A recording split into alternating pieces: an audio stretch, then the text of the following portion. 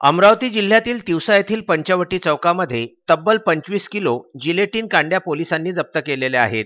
तर त्याचबरोबर जवळपास 200 नग डिटोनेटर सुद्धा पोलिसांनी हस्तगत केलेली आहेत। या प्रकरणाने संपूर्ण जिल्ह्यामध्ये मोठी खळबळ उडालेली आहे।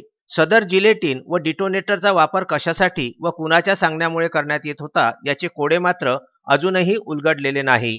ग्रामीण पोलिसांनी मोठ्या शिताफीने एका आरोपीला अटक केलेली आहे, तर एक आरोपी मात्र फरार होण्यामध्ये यशस्वी झालेला आहे। अमरावती जिल्ह्यातील तिवसा येथील पंचवटी चौकामध्ये एक युवक संशयितरित्या जात असताना त्याच्याजवळ कदाचित मद्य असावे असा संशय पोलिसांना आला, परंतु त्याचा पाठलाग केला असता आरोपीने त्याच्याजवळील जिलेटिन व डिटोनेटरनी भरलेली बॅग घेऊन पळ काढला। पळालेल्या युवकाच्या संदर्भामध्ये माहिती घेतल्यानंतर हा युवक सुमित अनिल सोनवणे राहणार सातरगाव तालुका तिवसा असल्याचे पोलिसांच्या लक्षात आले। पोलिसांनी आरोपीला ताब्यात घेत विचारपूस केली असता त्याने 25 किलो स्फोटके डिटोनेटर हे अंकुश लांडगे राहणार करजगाव लोणी याला विकल्याची कबुली दिली। पोलिसांनी अंकुश लांडगेकडे मोर्चा ओढवल्यानंतर त्याची चाहूल आरोपीला लागताच आरोपी घटनास्थळावरून पसार झाला। पोलिसांनी या ठिकाणावरून 200 नग जिलेटिनच्या कांड्या व 200 नग डिटोनेटर हस्तगत केलेले आहेत। मात्र ही जिलेटिन व डिटोनेटर स्फोटके नेमके कशासाठी व कुणाच्या आदेशाने आणण्यात आली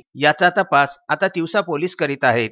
रात्री 8 ते 9च्या दरम्यान पंचवटी चौक येथे आमचे पोलीस स्टेशनचे वाहतूक अंमलदार प्रवीण चव्हाण आणि विशाल सूर्यवंशी हे कारवाई म्हणजे ड्यूटी करत असताना त्या दरम्यान नागपूरकडून दारू येणार आहे अशी माहिती मिळाली।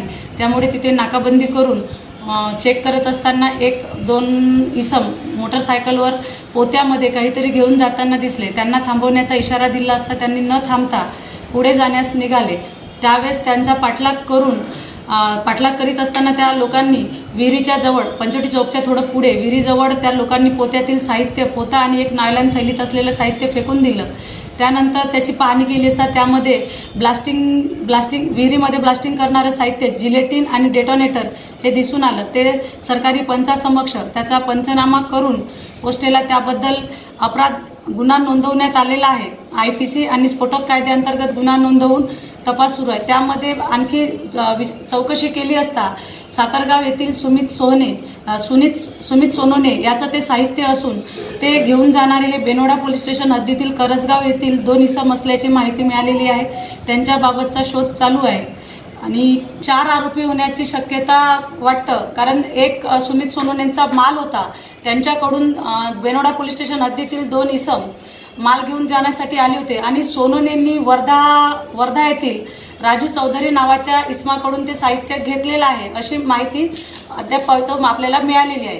त्यातून अजून चौकशी करून किती आरोपी होतील यापेक्षा वाढतील किंवा काय होतील याबाबत आपण तपासादरम्यान सांगण्यात येईल। तपास चालू आहे।